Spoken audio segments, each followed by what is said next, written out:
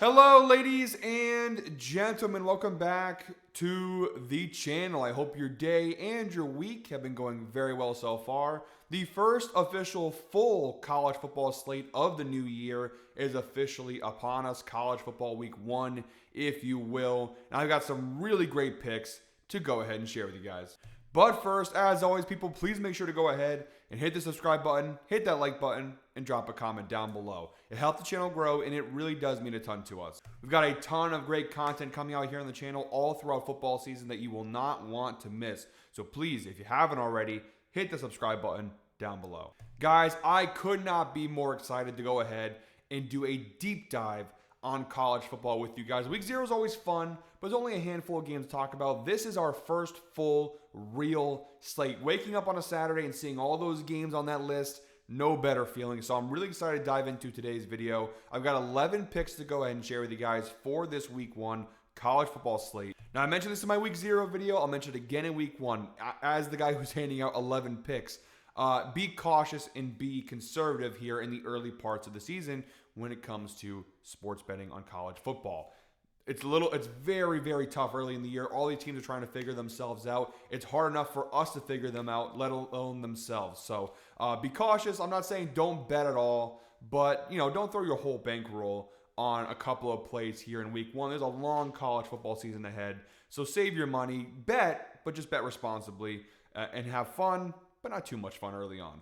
All right, guys, real quick, before we dive into today's picks, a quick little recap of how we did in our week 0 video. And again, we were on the conservative side of things, only 3 picks handed out, but we did cash on 2 out of those 3 picks. We did miss the mark over on Kansas State -3. Unfortunately, Kansas State, Iowa State under, however, was a gift from God.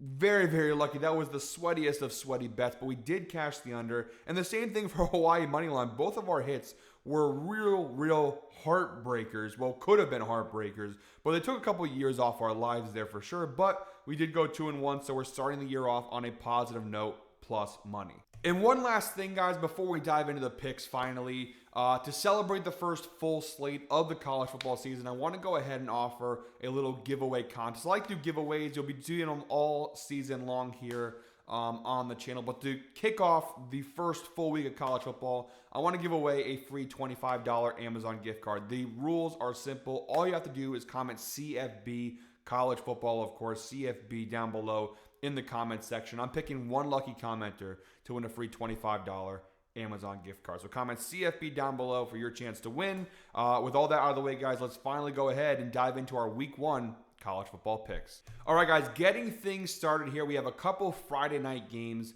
that I want to go ahead and take a look at. The first one being Georgia Tech at Colorado. We have an 8 p.m. kickoff for that game. My first pick for our week 1 slate, we are going with the Georgia Tech Yellow Jackets -3.5. Now, at the time of recording, I'm grabbing this for -122 over on FanDuel. The lines might move. They might change. I would bet this up to -4. Now, typically, a lot of the sportsbooks are offering 4.5, but you can get it at 4 or 3.5 if you're willing to sacrifice a little bit of value. I think 4.5 is like -105 right now. For the 17-cent loss here for -122, I'll shave the point off in what should be a very close battle here.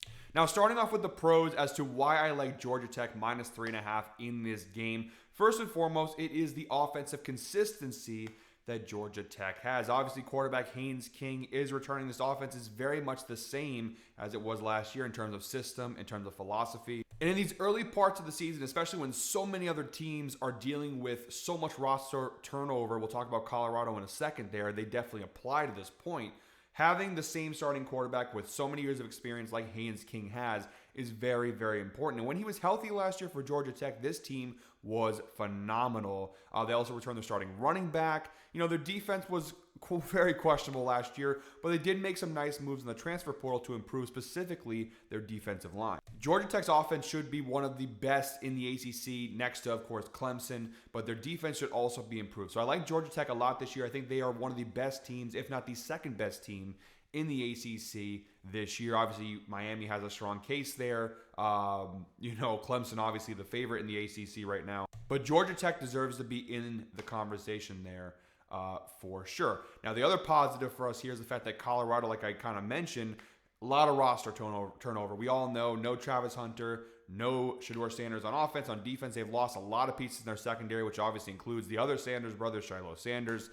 So those losses are something that I'm going to be really looking at here for Colorado. A lot of changes for this Buffalo's team, and their offensive philosophy, their entire system, is going to be totally different without Shedeur Sanders and Travis Hunter. Colorado is going to go from a team last year who never ran the football to a team that's going to be a run-dominant team this year with transfer quarterback Caden Slater being sort of a dual threat. Their offensive line being improved. They're going to be a run-heavy team. We'll see how that goes here in this first week one game. Again, changing your whole system and philosophy on the fly here early in the year, not very easy, especially against a team like Georgia Tech. Honestly, this game is going to be very, very close. I'm very intrigued to see how this ends up going here. I do like Georgia Tech minus 3.5, but I'll be honest, this is my favorite bet of the slate. If you are going to ride with this one, maybe don't throw a full unit, maybe a half a unit, maybe 3/4 of a unit. I'm confident in my play. Every play I hand out, I'm confident in. But I will be honest and say Colorado's a lot better than I think people are giving them credit for. Their defense, especially in the front seven, should be very, very strong. It was strong last year. They led the Big 12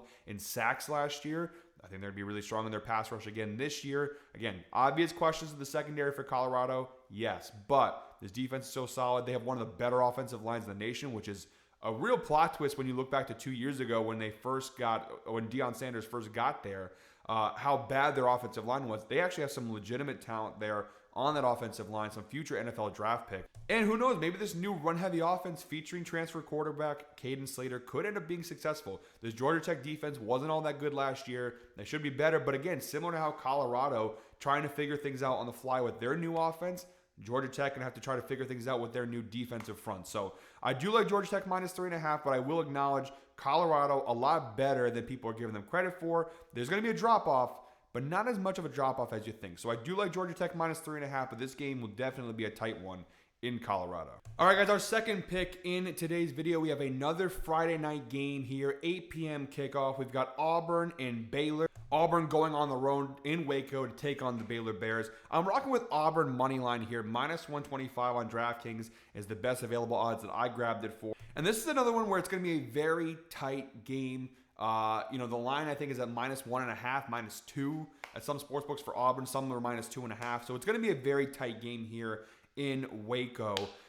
Auburn, I'll be honest, is definitely the riskier side. Now, Baylor, the one big key they have here is they have a lot more consistency in their team. Look, in the modern age of college football, with the NIL and the transfer portal and all these things, pretty much every team is facing significant roster turnover year by year.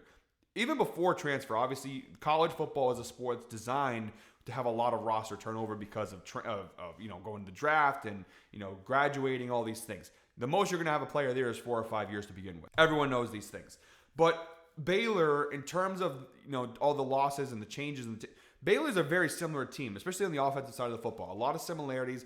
System's the same. The quarterback's the same. So that consistency, especially playing at home here in week one, definitely benefits Baylor. Now, the reason why I'm taking Auburn here is that their upside is way higher. Auburn, obviously being an SEC team, they are naturally a little bit more talented, a little more beefed up than this Baylor Bears team. The key thing here is that Auburn got Jackson Arnold to transfer over from Oklahoma, and he has a very high ceiling. Now, last year at Oklahoma, a very up and down season for Jackson Arnold. There were some highs, but there were definitely certainly some lows, right? We'll see what that means at Auburn. Now, they have one of the best receiving corps in all of college football, featuring multiple guys who could be NFL wide receivers. This offense across the board is phenomenal.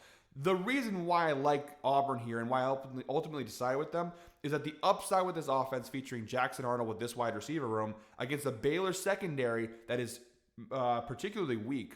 Baylor's front seven is not bad. They're very similar in actually the team we just talked about with Colorado, where up front, I don't hate what Baylor has defensively, but their secondary is very, very weak. And considering the weapons that Auburn has and the talent that Jackson Arnold does possess, this passing attack for Auburn should have and could have, maybe the other way around, could have and should have a field day passing against this Baylor defense. Again, like the last pick with Georgia Tech, is it a risky play? Of course it is. Definitely. There's always risk involved, especially when you're betting a team with some serious roster turnover, changing the quarterback, changing the offense.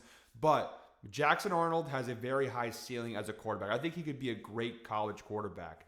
Paired with these offensive weapons at Auburn, matched up against this Baylor defense, specifically their secondary, Jackson Arnold could have a field day passing against this Baylor Bears defense. So it's going to be tight. It's going to be close.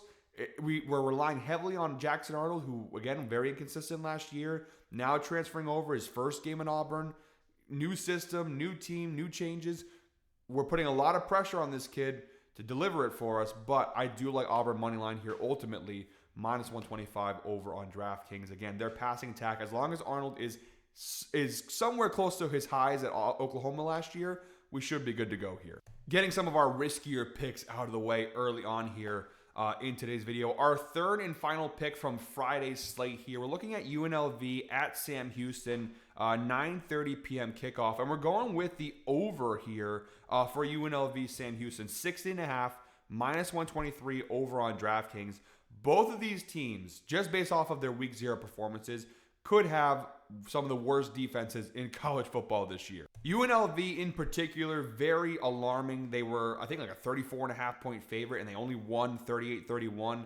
A little bit alarming for Dan Mullen in his new spot with UNLV, trying to rebuild that UNLV football program. But it's not off to a great start. This line actually of over 60.5 cash for both of these teams in their individual games in week 1. UNLV taking on Idaho State. They beat them 38-31. Sam Houston losing to Western Kentucky 41-24. So some high-scoring first games to kick off the college football season for both of these squads.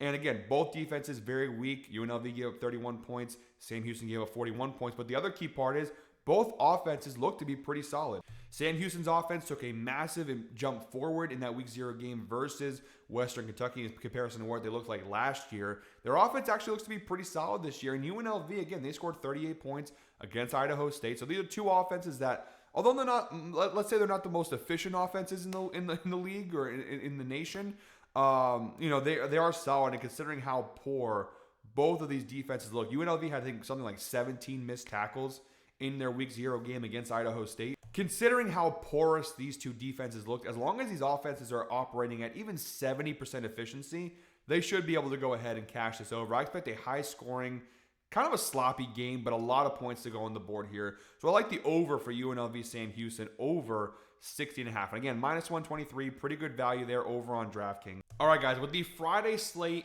now in the rearview mirror, we're moving on to Saturday with a loaded slate with some really phenomenal games here. Starting off with the game of the week and maybe possibly the game of the year right away in week 1. We got Texas at Ohio State playing in the shoe, 12 p.m. kickoff. And I'm going here, Texas, Ohio State, the under 49.5. Now, it's minus 142 on FanDuel, a little bit of juice there, but I'm willing to take the extra odds, right, the higher odds, in exchange for a couple extra points added to this total. Now, I do want to go ahead and mention here right off the bat that I am doing a new video series this year. We're doing more college football content here on the channel. Later today, we will have another college football video out featuring me again. So if you hate me, sorry, we're going to have another video of me talking college football. If you love me, congratulations, you're getting more college football content from me today. We're doing this all season long. It's a new video series I'm doing called Clash of the Titans, where we just focus on the ranked on ranked matchups each and every week in college football and kind of go on a deeper dive. We're giving more picks. We're looking at the spread, the totals, the player props, some other game props. We're going deeper into these games and giving more picks for each and every game. These picks videos, guys, as you can see, this is a conservative slate, and I have 11 picks to hand out. So it's just too long for me to spend too much time on each and every game. With Clash of the Titans, I can actually dive a little bit deeper and maybe throw out some extra plays for each and every game. So although I'm only giving one pick here, later on today, there will be another college football video where I kind of dive deeper into this Texas-Ohio State game, giving out some more player props, giving out some more picks in general, pick on the spread and whatnot. So make sure to tune in, and if you haven't subscribed, hit that subscribe button down below and check out that video that will be coming out later on today. Again, we'll be covering Texas-Ohio State, we'll be covering Clemson-LSU, and Notre Dame-Miami, 3 ranked-on-ranked matchups this week. So really looking forward to that and doing that all year long. Some weeks, obviously, we'll only have one game on that video series. Some weeks like this week, you have 3. Obviously, as we get into the playoff season, that video series will go even longer. So, yeah, make sure to check that out. We'll go deeper into this game in particular. But just to briefly go over it here in our under pick here of 49.5. Look, these are two phenomenal defenses with two offenses that are going to have significant changes they're going to have to figure out here in week 1 in a really tough game, in a really tough environment. I think the under is the right play. Arch Manning definitely has a little bit more experience here than Julian Sayin, the new Ohio State quarterback. But Arch Manning, he comes with more experience, but not a ton more. I mean, he looked pretty good last year when he filled in at quarterback for Texas, but still, he's never played in a game quite like this. He never played a team quite like Ohio State, and definitely not in an environment like the Shoe. So, tough spot for him. You also have a Texas offensive line that has some question marks there. You have an Ohio State team that obviously they're in offense. They still have some great weapons, but they also have some question marks on the offensive line. New quarterback, very different kind of offense this year in comparison to last year. With all the changes on offense, although I do think Texas and Arch Manning has the advantage offensively, these are both phenomenal defenses, especially up front. With some offensive line questions for both teams, I think the under is just the right play here. The under cashed last time when these two teams met in the college football playoff national semifinal. It was 28-14 was the final score. So the under cashed the last time, and that's when both of these offenses were really more in tune. Now Texas offense with Arch Manning, more potential than they had last year for sure, but Ohio State obviously was firing all cylinders. Texas had a better offensive line at the time. A little more consistency, a little more experience at that point. So I think the under 49.5 in this hostile environment, two great defenses, new quarterbacks. I think the under is definitely the right play here. All right, guys, our next pick is also coming from the 12 p.m. kickoff window. We've got Syracuse at Tennessee. I'm going with Syracuse team total under 19.5 points, which I'm grabbing from -120 over on FanDuel. Look, this is going to be a tough game again. You're going to hear me talk about this throughout the week 1 slate, even like the week 2 slate, the first couple weeks. A lot of roster turnover for both of these teams. Both are losing key quarterbacks. Obviously, looking at Syracuse, Kyle McCord came over, transferred from Ohio State, had a great year. Syracuse won 10 games last year on the back of what was a great Kyle McCord season.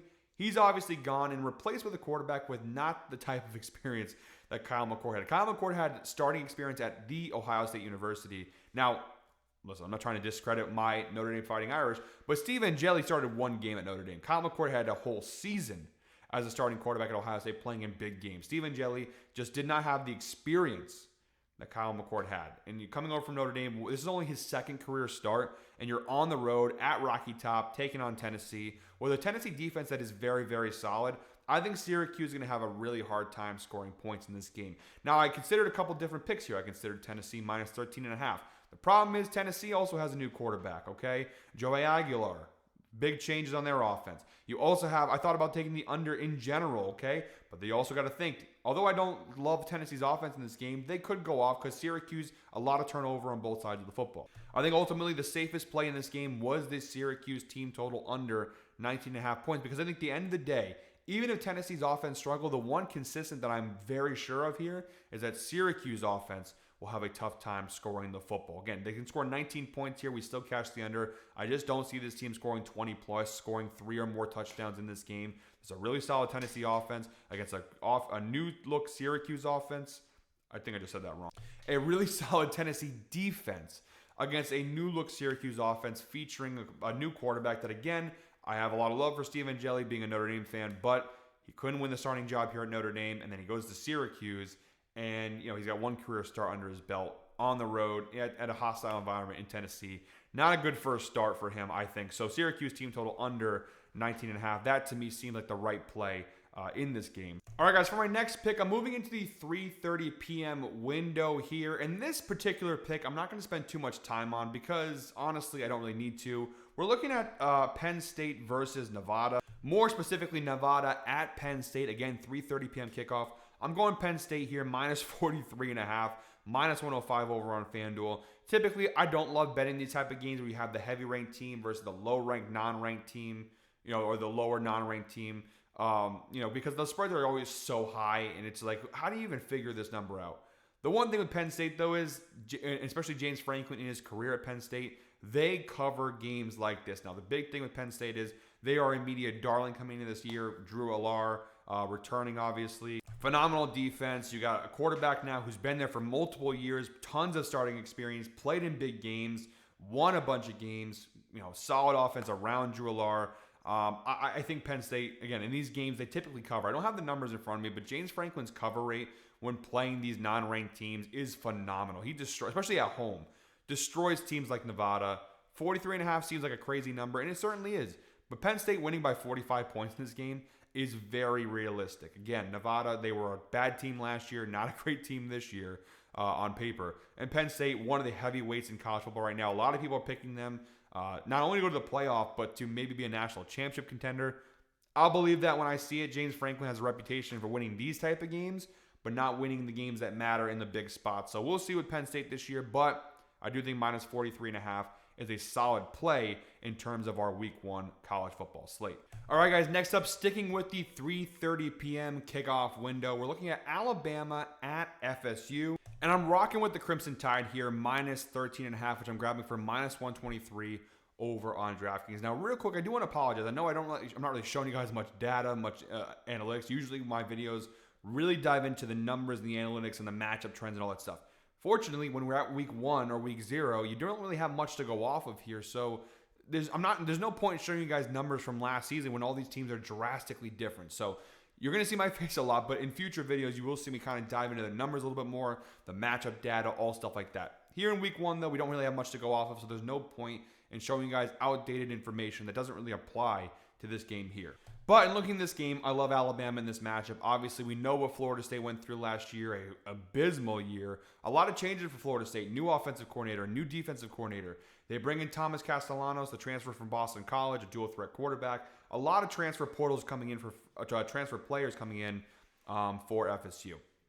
That doesn't bode well when going against Alabama. Okay, this is an SEC football team, one of the best SEC football teams. This team is going to have one of the best defenses in college football, as they typically do. Kalen DeBoer, really tough first year replacing Nick Saban. It was always going to be a hard job to fill. Alabama definitely disappointed, but I do think their team is in better shape here in year 2 for Kalen DeBoer in comparison to year 1. The defense should be significantly better. And although Jalen Milroe did get drafted in the NFL, wasn't a terrible college quarterback, I actually think Ty Simpson could be an upgrade at quarterback in the grand scheme of things over Jalen Milroe. Alabama's offensive line is elite. Their defense is elite. They got great weapons around Ty Simpson. It is a new game, a new quarterback for Ty Simpson. Okay, that change is going to be there, and that's going to be difficult. But I trust Alabama more in this spot, especially because their defense is so damn good that even if Ty Simpson isn't great, as we saw last year with Jalen Milroe, he didn't even have to be great, and they still won 9 games. I think Ty Simpson just has to be decent. And again, this Florida State team, their defense was not good last year.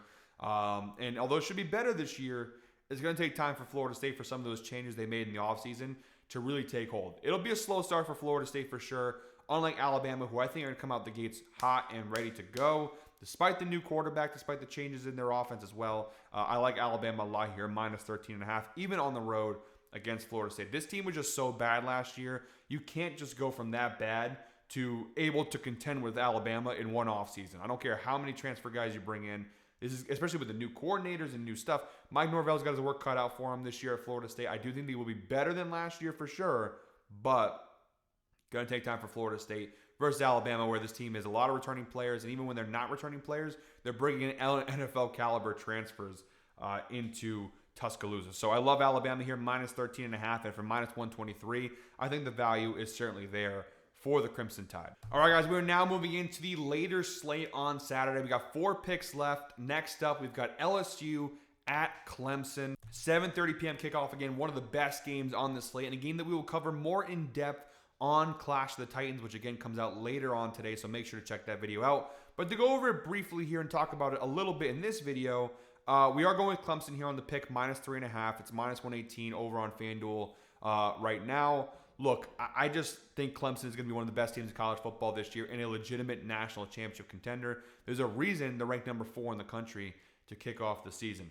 The defense is really strong. Cade Klubnik, one of the best quarterbacks in college football, maybe even the best quarterback in college football this season. Matched up with an LSU team that is going to be very solid, but I'm going to be honest, and maybe it's the Notre Dame bias in me, but Brian Kelly in these kind of spots typically falls up short, and that's one of the big reasons, beyond how great Clemson is in this game, all the strengths they have defensively and offensively and all these things, it's the fact that it's Brian Kelly and LSU. And Brian Kelly, whether you look back at Notre Dame, whether you look at his time so far at LSU, these are the games he typically falls short in. And the spread is close. LSU, they are a top 10 ranked team in the preseason polls. There's a reason for that. This team is phenomenal. Their defense, especially compared to a couple years ago when they had Jaden Daniels, is much, much better. Their offense is going to be pretty solid again this year.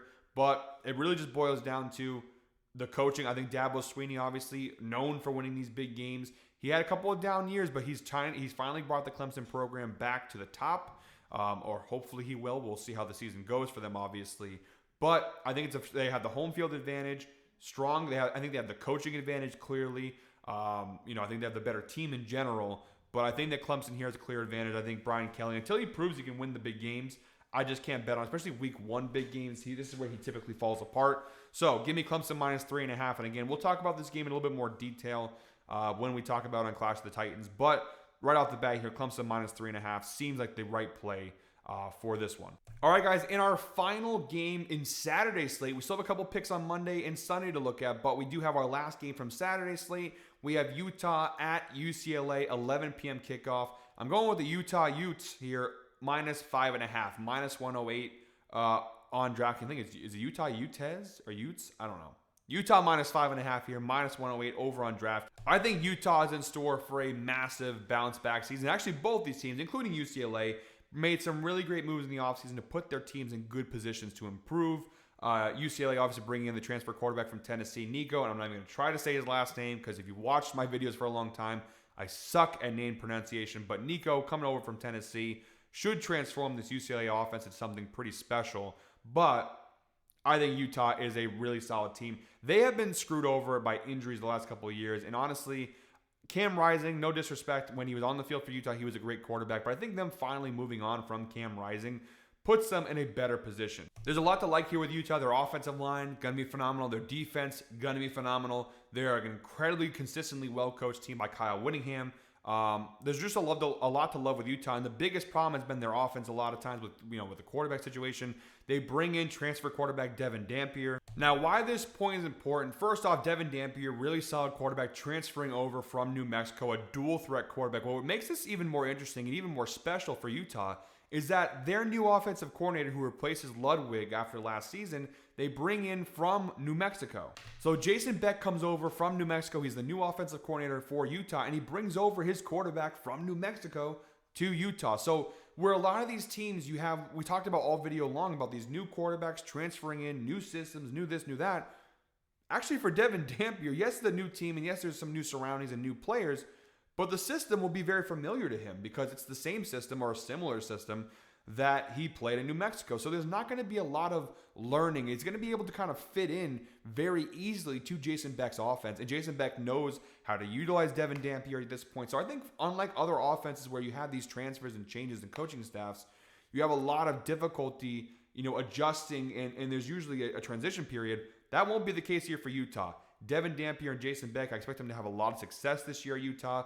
Pair that with Kyle Whittingham, the defense, the offensive line, everything. Utah's going to have a great year. Minus 5.5. I almost thought about taking an alternate line and going higher, but it is early in the season, so I don't want to get too carried away. But Utah minus 5.5 is by far one of my favorite plays of this entire slate. All right, guys, moving on to the Sunday slate, the second to last pick in our Week 1 college football slate.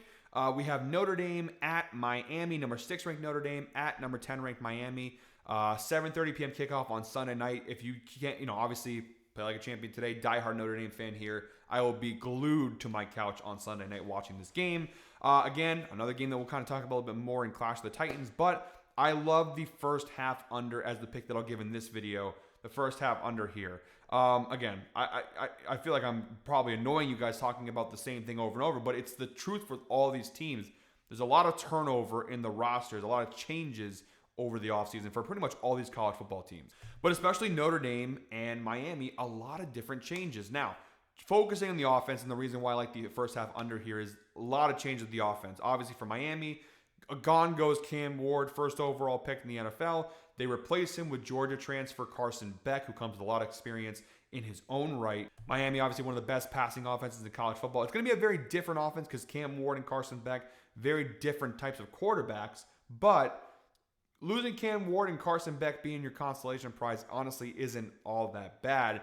Now for Notre Dame, you lose Riley Leonard, who obviously took you into the national title game last year. They replaced him with CJ Carr, who comes with no experience. He's a pretty new quarterback. Only experience he has this far is in practices and scrimmages and stuff like that. So that inexperience as a Notre Dame fan worries me in this matchup on the road at Miami. Really tough game, but Marcus Freeman is an incredible head coach, and I do think that he obviously is prepared. Their offense, everybody, they have all prepared for this, knowing they're going with an inexperienced quarterback on the road against a top 10 team in Miami. Notre Dame's defense was their strength last year for sure, and I think it will be their strength again this year. Now, obviously, they lose defensive coordinator Al Golden, which is a huge loss. I think with 2 new quarterbacks and new teams, new systems, new offenses, with Notre Dame, the strength of their defense, Miami's defense wasn't great last year. I don't think it's going to be all that great this year, but it should be better than it was last year. I just think that you have the new quarterbacks, the new systems, all these things. I think the first half, you're going to be figuring things out. It's a road environment, late night game. I think it's going to be a lower scoring first half,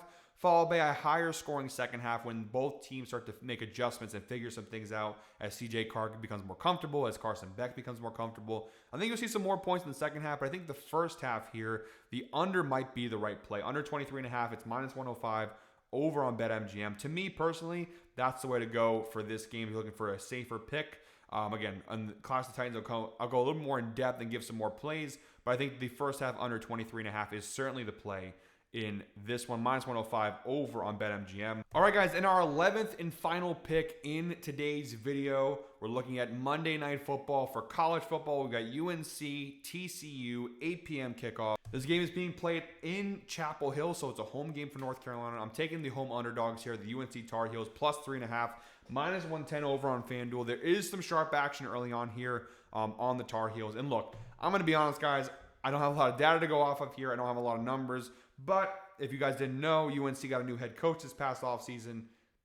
He might be the greatest coach in the history of the NFL. Bill Belichick. Look, maybe it's a stupid thing for me to be a YouTuber and be telling you guys, hey, I really don't know much about the matchup. You know, I don't really know how it's going to go, but I'm betting just because of the coach. But Bill Belichick is that good of a coach where if you give me plus 3.5 at home, they obviously very heavily utilize the transfer portal in the offseason. You know, again, I could be completely off here. This could be one of the worst picks, but I trust Bill Belichick is that good of a coach where he can take this program and make them competitive. I'm not saying they're going to win this game, but you're giving me 3.5 points at home to a Bill Belichick coach team. Yeah, I'm going to go ahead and rock with UNC here. Am I going to throw a full unit on this play? Definitely not. Will I put something on it? Absolutely, because again, it's Bill Belichick. UNC should be massively improved. Again, they heavily utilize the transfer portal. They have the best coach in NFL history running their team now, hosting a TCU team that did bounce back after a rough, they go to the national title game, things kind of fall apart for them, and they bounced back last year with a nice 9-win season. But a little bit out of their element here on the road against a UNC team with a lot of hype behind it. Again, 3.5 points at home. Yeah, give me UNC here. And they got sharp action too, which means the professional bettors, the sharp bettors, are rocking with the Tar Heels here. I'll take them as the home dogs, plus 3.5. Guys, that is it for our Week 1 college football picks video. One more time, I'll go ahead and plug my next video, Clash of the Titans, which comes out later today, where we'll cover those 3 ranked-on-ranked matchups, Texas, Ohio State, LSU, Clemson, and Notre Dame, Miami, in a little bit more detail and giving more picks. More specifically, we're giving more picks for all 3 of those games. I do want to do one quick thing before we close out today's video, and that is talk to you guys about our Guy Boston Sports 2025 NFL Survivor Pool. We have about a week left, less than a week left now, to go ahead and join the Survivor Pool for 2025. If you've never done a Survivor Pool before, very simply, you pick a team to win each week, and if you win, you advance. The catch, you can't use that team again. So the example I keep using in my videos, Patriots Raiders Week 1, if you pick New England to win that game and they win, you advance to Week 2. However, the catch, you cannot use the Patriots again this year. So there's some strategy involved there. Now, if you lose and the Raiders do beat the Patriots in Week 1, you're eliminated from the pool. Your year is over. It's $10 per entry, maximum 5 entries. The link will be down below in the description to go ahead and join the pool. And the most important part that I've left out thus far is, of course, the prize. The last man or woman standing at the end of the Survivor Pool will win almost $3,000 in cash, nearly $3,000 in cash.